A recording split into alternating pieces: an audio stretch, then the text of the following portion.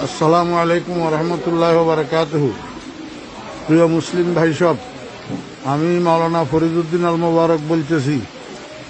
আমার মাদ্রাসা উত্তর হরিপুর জমিরিয়া মাদ্রাসা, বাংলা বাজার, ছাগলনাইয়া, ফেনী সম্পূর্ণ পানির নিচে নিমজ্জিত।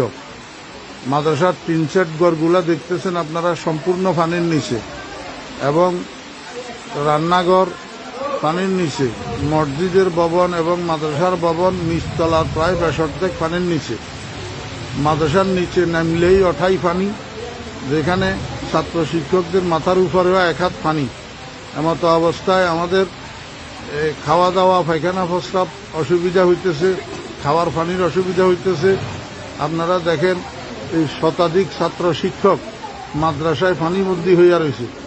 এই অবস্থায় হৃদয়বান মুসলমান ভাইদের এবং বিভিন্ন